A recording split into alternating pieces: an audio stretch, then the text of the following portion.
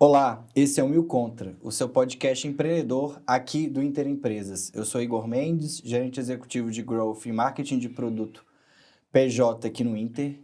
E aqui no Mil Contra você vai sempre encontrar os mais diversos temas que são interessantes e que fazem diferença para você que empreende e busca melhorar o seu negócio dia a dia. E hoje a gente está com um tema aqui super complexo em certa medida, que é a parte toda de fraudes, golpes, que a gente cada vez mais vê as empresas sendo vítimas, né? E como a gente pode ajudar, né, a ter mais conhecimento, a se prevenir melhor, e como o Inter, aqui dentro dos nossos desafios, tem ajudado o empreendedor dentro desse desafio.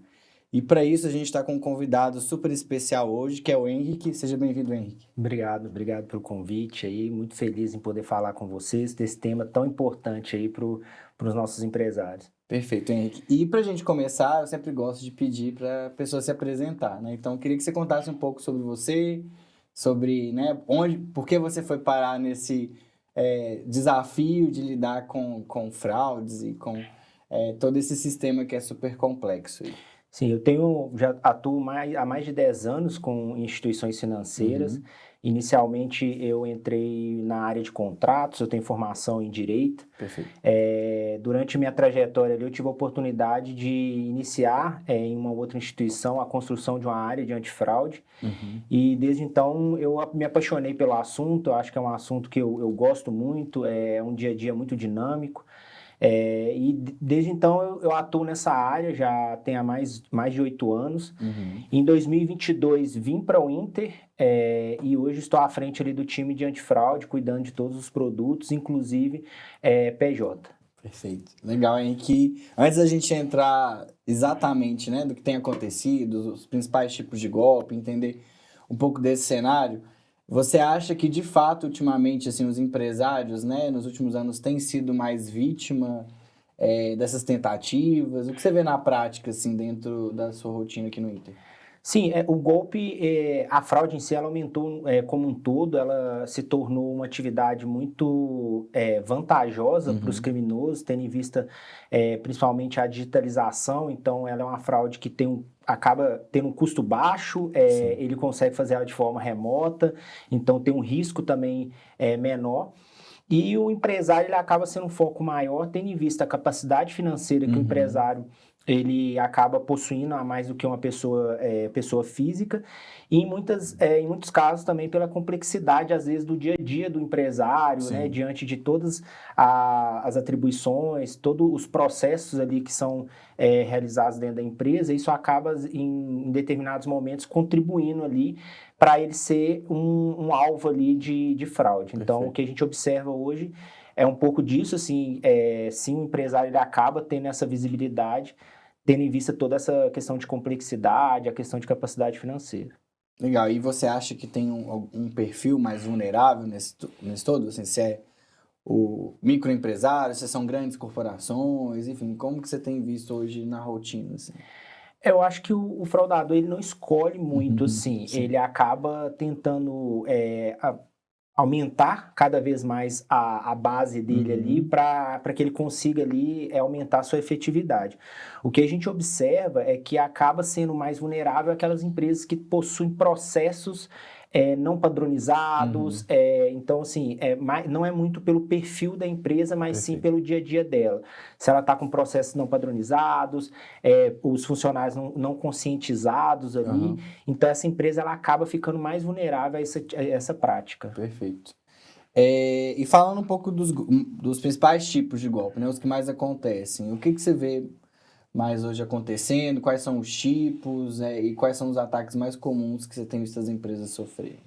Hoje, o golpe mais comum é a engenharia social, né? O Aham. que é engenharia social? Engenharia social é aquela ligação que você recebe ali, falando que teve uma compra na sua Uhum. conta, se você reconhece, ela começa nessa abordagem, Sim. e ali o fraudador ele acaba conduzindo a vítima a um cenário onde a própria vítima realize algumas transações ou Entendi. realize a operação em si. E aí, aqui existe uma complexidade maior, porque o ato em si, né, a transação em si ali, que futuramente vai se tornar uma fraude, ela é realizada pelo próprio cliente, pela própria vítima. Então, essa fraude ela tem sido de uma eficiência maior, porque no cenário de antifraude, principalmente o Brasil, ele evoluiu muito no ferramental de segurança. As instituições financeiras vêm investindo pesado para ter ali as melhores ferramentas, implantar as melhores ferramentas nos nossos processos. Então, toda aquela parte ali que antes existia ali de uma possível invasão de conta e tal, hoje isso é muito abrangido por essas ferramentas. Porém, quando a gente fala da engenharia social, acaba essas ferramentas não são tão eficientes, tendo em vista que o fraudador, através de um convencimento, ele convence a vítima a acabar bypassando essas ferramentas. Sim. Então, hoje, a principal fraude que nós observamos é a engenharia social. É uma forma sofisticada de burlar os processos que hoje conseguiam até então, né? O que era tradicional ser barrado agora com a tecnologia que evoluiu. Sim, e infelizmente acaba que com a ajuda do cliente. Obviamente, Sim. o cliente sem nenhuma consciência, ele acaba conduzindo ao cliente a realizar isso, mas isso dificulta ainda mais a identificação. A gente tem algumas situações que ficaram muito famosas recentemente, né? Alguns tipos de golpe, que é o Pix falso, o boleto que é adulterado, né? Que muda ali o CNPJ e cai em outra conta. A clonagem do WhatsApp, né? Se passar por outra pessoa. Esses todos são considerados engenharia social também ou tem alguns outros requisitos ali conectados com eles? Não, sim, são formas de engenharia social. O WhatsApp ele foi um dos que pioneiros nesse cenário, que é se passando por um familiar, Sim. né? Houve ali uma troca de número e acaba se passando por familiar. No caso do boleto, ele menos, porque às vezes não tem tanta interação do fraudador com a vítima, porque a engenharia social, ela requer essa interação, porque é através dessa abordagem que o fraudador acaba realizando o convencimento da vítima para que ela realize as transações. O boleto que a gente observa e ainda ocorre hoje em dia, eles adulteram, né, o destinatário daquele boleto. Então tem um boleto ali que é pagamento de algum fornecedor do estabelecimento, ele acaba adulterando ali e naquela rotina de pagamento ali que a gente sabe que é uma rotina corrida e tudo, o empresário acaba fazendo o pagamento sem perceber, sem conferir o destinatário. E ali, muitas das vezes, acaba identificando essa fraude só quando ele é cobrado por esse fornecedor um tempo depois. No caso, uma fraude que vem crescendo bastante, que envolve a engenharia social, o que a gente observa é o falso gerente. Hoje tem sido, principalmente no âmbito de empresários, né? Principalmente com os bancos digitalizados. Então, o elo de contato entre a empresa e a instituição são os gerentes, os advisors. E o que os fraudadores, né, identificaram ali como oportunidade é de iniciar a engenharia social através dessa figura, né? Então, o que acontece, eles entram em contato com a empresa, alegando ali que houve uma troca do gerente responsável pela conta, e aí se denomina ali o novo gerente da conta, e às vezes a empresa tem diversas ações a serem realizadas na conta, aumento de limite, ela precisa de algum ajuste, ela está tendo dificuldade, às vezes, no pagamento de algum tributo, algo nesse sentido, e ela acaba entrando, fazendo contato com esse gerente ele acaba se dispondo ali a realizar o atendimento, e aí durante esse atendimento, infelizmente, acaba ocorrendo a fraude. Então, hoje, para o cenário de PJ, o que a gente observa hoje, um aumento crescente, do falso gerente ali, onde a gente observa essas abordagens. E nesse contexto, você falou da engenharia social, muitas vezes o cliente acaba tomando algumas ações, né? E muitas vezes, quando a gente, enquanto cliente até muitas vezes, né? A gente acha que a segurança, garantir, né? Essa proteção contra as fraudes é uma responsabilidade exclusiva do banco, né? Ou de uma instituição financeira. Mas ela depende do usuário também, correto? Sim. Assim, os bancos, eles reconhecem essa responsabilidade, obviamente, queremos entregar o sistema mais seguro para o Sim. nosso cliente, total interesse nosso. Tanto é que, igual eu comentei, assim, hoje o investimento, o Inter, ele tem feito grandes investimentos para deixar esse processo, né, de PJ cada vez mais seguro, mas o que a gente observa também é que somente esse investimento, essas ferramentas, elas não são suficientes, principalmente quando a gente fala no cenário de engenharia social, aonde o grande elo explorado acaba sendo também o cliente, né? Então, não adianta a gente colocar diversos processos, diversas etapas de segurança, se o fraudador consegue, de certa forma, convencer o cliente a passar por aquele processo. Então, hoje acho que é uma responsabilidade compartilhada nesse cenário. Obviamente, o banco sabe da responsabilidade dele, tem investimentos, está constantemente evoluindo os processos, mas também a gente trabalha muito esse elo do cliente. Tanto é que a gente realiza muitas campanhas de conscientização, trazendo isso. Eu acho que esse podcast aqui é um exemplo também de tentar trazer essa conscientização para o nosso empresário, porque ele acaba sendo também uma ferramenta de segurança ali na ponta. E você acaba comentando que muitas vezes o problema não é técnico, né? Não é processual. Ele é essencialmente humano, né?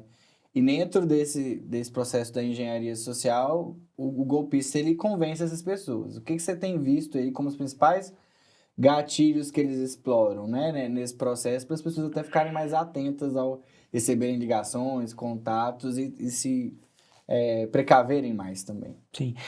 Então, um gatilho que esse era 100% das situações, a gente observa esse gatilho, que é o da urgência, né?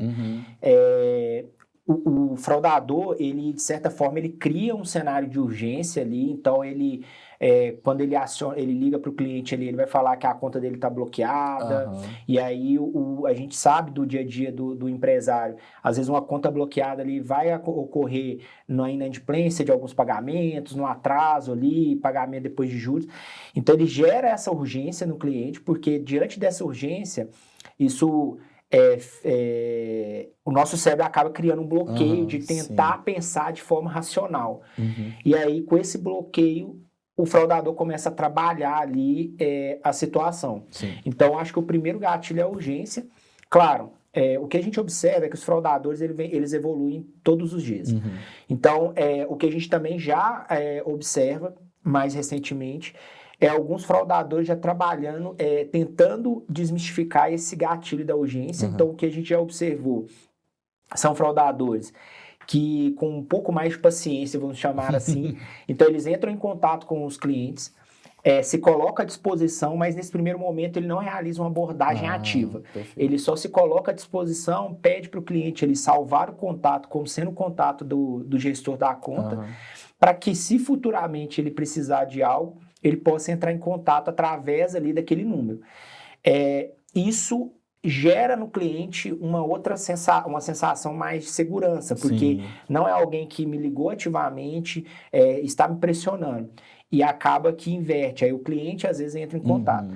Mas ainda o que a gente observa é que a urgência ainda é algo que eles exploram bastante. Outras coisas, né? Eles exploram muito a questão de autoridade. Então, normalmente, quando eles entram em contato, eles entram sempre se colocando ali, ou como a área de segurança do banco, a área de fraude, que para o cliente que está no dia a dia ali, é algo que gera talvez nele ali um receio do que pode estar acontecendo na conta. Então, isso é algo que a gente observa também, essa questão da autoridade. E o medo, né? Acho que o outro gatilho é o medo, porque ele acaba colocando ali no cliente, se você não resolver isso agora, pode ser que você vai perder o dinheiro, o seu saldo de conta pode sair, enfim, ele gera esse medo no cliente para que gere nele ali uma ação imediata. Então, acho que os gatilhos são esses três: a urgência, a autoridade e o medo.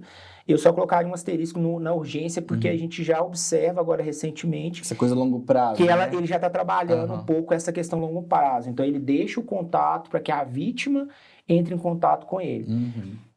E, nesse sentido, esses gatilhos, né? Você tem alguma dica, alguma sugestão, né, para o empresário de como ele consegue reconhecer que ele é uma abordagem mentirosa, né? Que não é de fato algo que ele precisa resolver com o banco, enfim. algumas perguntas, algum sinal que ele possa fazer, identificar de alerta que seja mais claro?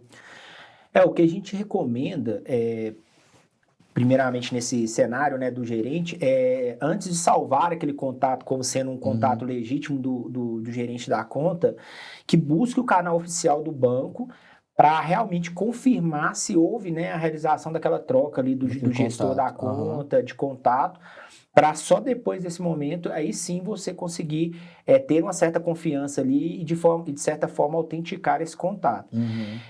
Outro ponto que a gente recomenda também é que no cenário onde tem muita urgência, que a gente pense, eu sei que isso é algo mais complexo, né? Ele gera essa urgência exatamente para que a gente não pense, mas a recomendação ali primordial nesse cenário é que a gente pegue, na hora que tá criando aquela situação, você pare, reflita, se for o caso, naquele momento você encerre a ligação, reflita com calma, compartilhe com outra pessoa, porque às vezes você compartilhando também com outra pessoa, quem está fora daquele contexto ali criado pelo fraudador, ele acaba te apoiando e tendo uma visão mais racional do ocorrido, do que está ocorrendo ali.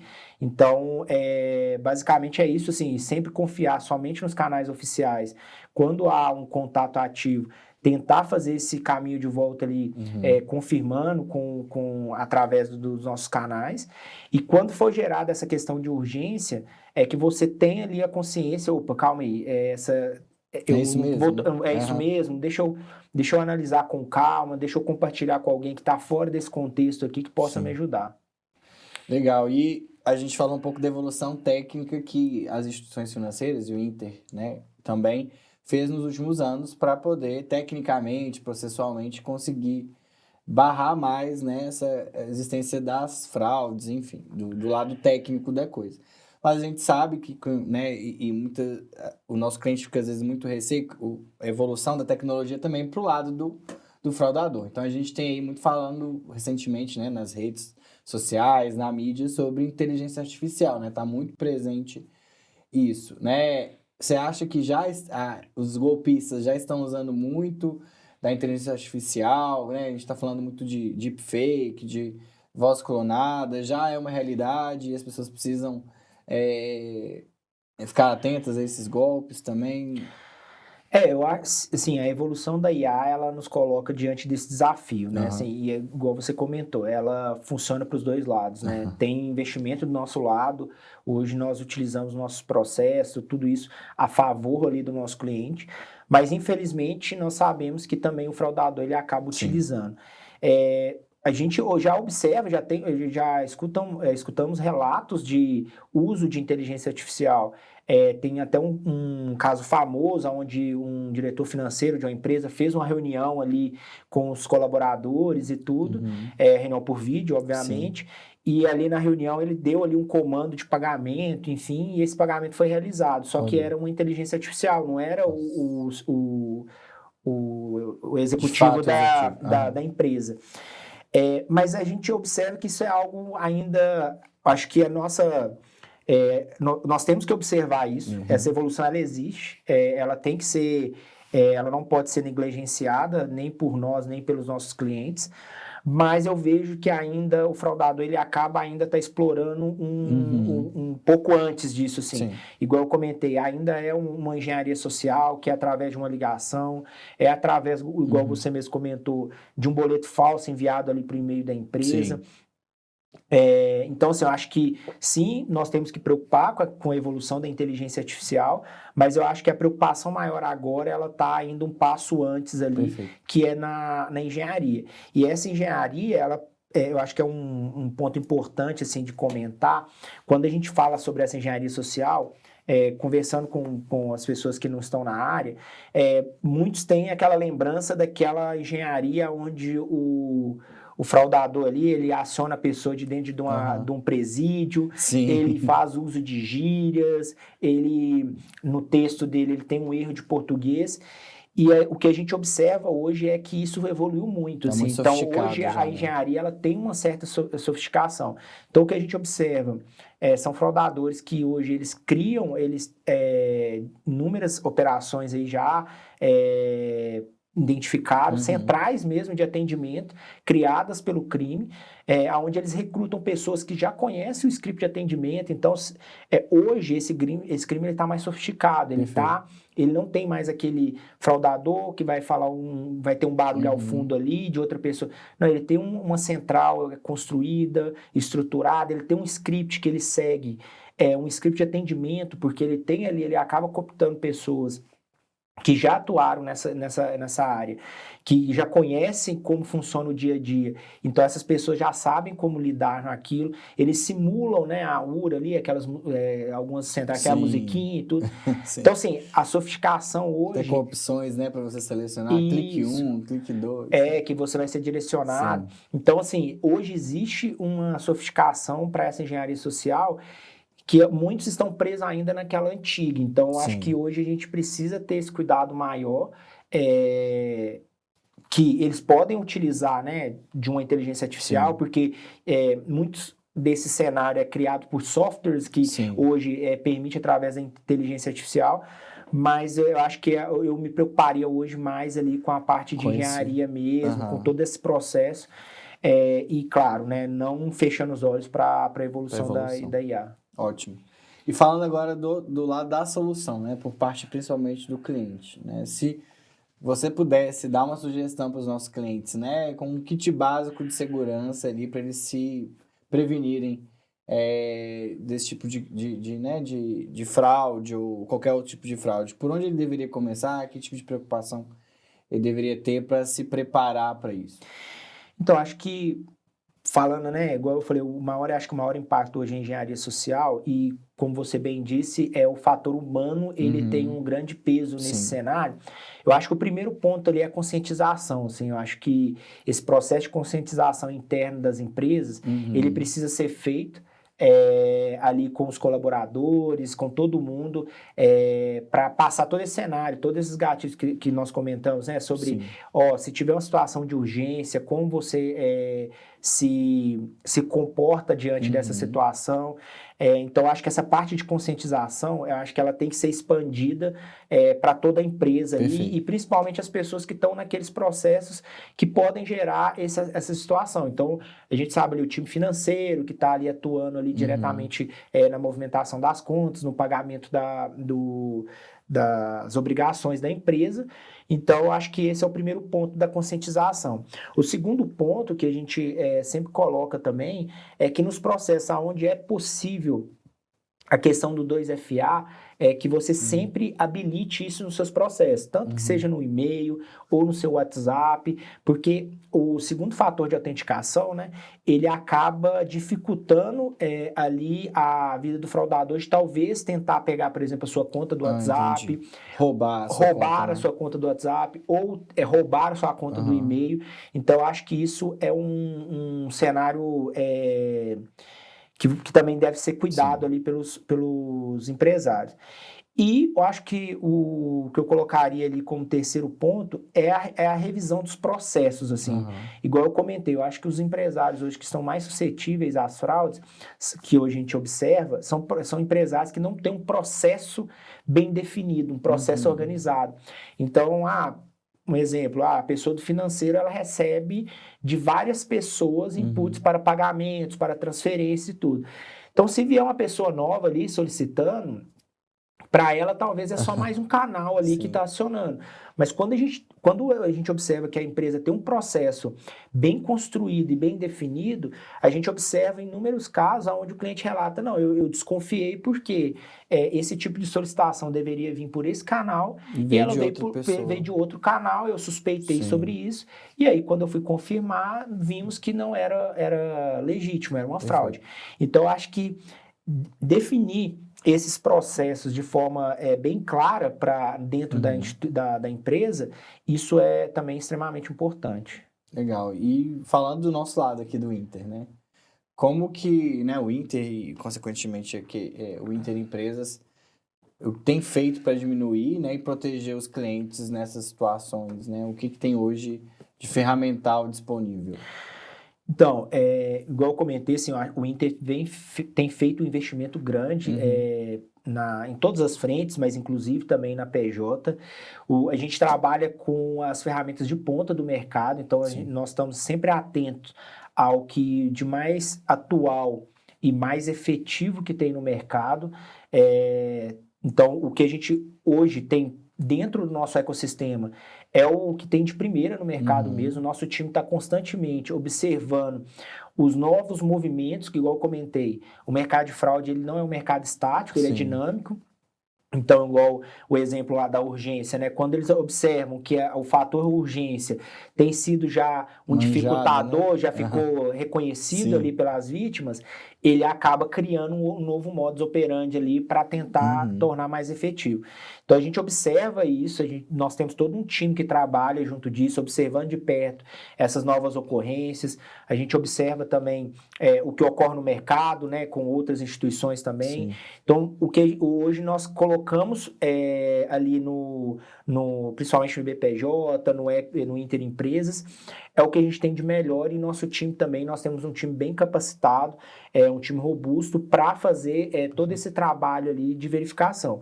E, paralelo a isso, igual eu comentei, temos feito também inúmeras campanhas de conscientização, trazendo ali através do time de growth, sim, toda essa parte de conscientizar o empresário ali na ponta, igual eu falei, ele também passa, ele é um elo dessa cadeia, não é só o sim. ferramental, não é só o nosso time aqui, mas o empresário ali, aquela pessoa que está operando na ponta, ela também é um elo, então tá trabalhando isso, essa parte de conscientização também, para deixar todo esse ecossistema cada vez mais seguro e o empresário preocupar mesmo ali com o dia a Com o dia trabalho dele, com o dele, né? trabalho dele ali. Sim. E aí, outro ponto importante, assim, que eu acho que é relevante a gente citar, até dentro desse contexto das autenticações, né? Hoje o nosso produto, né? O Interempresa, o IB e também o app, oferece a possibilidade de aprovações para o empreendedor, né? Então, ele construir dentro desses processos que você comentou que é importante ele construir toda essa alçada de aprovações para a empresa dele. Então, quem pode lançar pagamentos, quem vai aprovar os pagamentos ou não, quais tipos de transação cada pessoa que tem acesso ali ao seu, né, à sua conta vai poder fazer ou não, e se ele quer ser o aprovador final de tudo, então ele consegue construir isso e muitas vezes a gente vê, né, o cliente pode negligenciar essa ferramenta que a gente disponibiliza. Então, assim, como ele também usa as ferramentas que estão disponíveis para ele ali dentro da gestão da conta, é importante também ele ter essa atenção, né? Com certeza. Assim, às vezes o dia a dia, né, do empresário ele é um dia a dia muito dinâmico, muito Sim. corrido, e muitos veem aquela ferramenta ali, principalmente de aprovação, muito mais como talvez um dificultador Uma ali, burocracia, uma né? burocracia, mas ela é um bom exemplo de uma ferramenta que pode ser utilizada para evitar esse cenário de golpe, você criar um fluxo ali, ou né, você criar uma alçada de Sim. aprovação e essa pessoa que vai ser responsável por isso, ter esse nível de conscientização para que ela consiga fazer esse Uhum. filtro, porque isso é extremamente importante e tá na mão já está pronto, já está na mão do nosso cliente, né? Que Perfeito. entraria ali naquela questão do segundo fator. Então, acho que isso é de extrema valia ali para o dia a Uhum. dia, o empresário pensar ali, repensar se ele não tem essa alçada de aprovação, a utilização desse fluxo ali, eu acho que seria extremamente interessante para o dia a dia e mitigaria bastante ali o risco de eventual fraude. Legal. E agora eu quero fazer uma. A gente estava chegando perto do fim, né? Passou super rápido aqui, mas a gente queria fazer um quadro rapidinho com você, falando algumas frases. Eu queria que você dissesse pra gente se isso é um mito ou se é uma verdade, quisesse também comentar um pouco sobre isso. Pode ser? Podemos fazer? Combinado, vamos lá. Beleza. Primeira frase é: quem tem empresa pequena não é alvo. Não, é mito. Mito, é igual eu comentei, sim, hoje eu acho que o fraudador ele não escolhe a vítima, Uhum, todo mundo está suscetível à fraude, o que eu acho que acaba expondo mais ou menos o cliente é a questão dos processos, uhum. então acho que hoje qualquer tamanho, independente do porte da empresa, ela está suscetível à ocorrência. Meu funcionário nunca cairia num golpe. Esse é mito também, e esse é um ponto assim que a gente tem que ter muita atenção, porque às vezes o excesso de confiança, de não, eu não vou cair nisso, nossa, às vezes a gente ouve, né, de outras pessoas que foram vítimas de uma eventual fraude, e é o que eu comentei, né? Quando você está do lado de fora, você tem um pensamento muito mais racional. Sim. A própria vítima mesmo, depois que passa ali a ocorrência e tudo, quando ela mesma analisa, ela mesma observa que ela deixou de observar alguns pontos ali da situação colocada. Então, acaba que o funcionário que tem esse talvez excesso, não, eu não vou cair no golpe, às vezes ele fica até mais suscetível, Autoconfiança porque demais, a né? autoconfiança demais, ele Sim. acaba negligenciando algumas validações ali, então acho que isso é um mito. Se veio pelo WhatsApp, é confiável. Não, principalmente, acho que, né, igual eu falei, o mundo digitalizado, ele requer, obviamente, ele foi excelente para tudo, né? Sim. Ele conseguiu expandir, ele globalizou ali o serviço, mas eu acho que, principalmente ali no viés do WhatsApp, tem que autenticar, assim, veio algo que sai ali do cenário comum do dia a dia da empresa e tudo, eu sempre oriento, confirma, obviamente por outro canal, porque aquele canal já pode estar Tá viciado, né, viciado, enfim, mas sempre é bom autenticar ali, igual eu comentei, se for algo que venha da instituição financeira, entre em contato através dos canais oficiais do Inter para que você confirme aquela informação. Isso. Por último, banco nunca liga para confirmar a senha. Senha, jamais, isso é uma verdade, o banco não vai confirmar a senha, então, assim, isso eu acho que pode ser algo que é padrão, assim, toda comunicação, que seja via ligação, WhatsApp, que solicite senha, não tem como isso ser um legítimo, assim, eu acho que o banco não precisa, ele tem outras formas de autenticar, de autenticar o cliente e tal, e não é através da senha. Então, se o seu contato ali, ele pede ali de alguma senha sua, que seja ela de conta, cartão ou qualquer outra coisa, desligue, porque provavelmente ali você estava passando ali por um golpe ou uma fraude. Perfeito. E agora, para a gente encerrar de verdade, a última pergunta é: se você pudesse deixar 5 pequenas dicas, assim, para o nosso... 5 ou mais ou menos, enfim, o que você acha que é importante para uma empresa, para o nosso ouvinte, assim, quais seriam para que ele se previna da forma mais completa possível contra fraudes? Eu acho que o primeiro ponto, né, é definir processos claros, principalmente quando a gente fala de fluxo financeiro, né, que envolva ali transações. Então, acho que rever hoje como que esses processos são conduzidos dentro do seu negócio e deixar isso bem claro e as pessoas de forma conscientizada, que eu acho que seria o segundo ponto também, que é a conscientização dessas pessoas.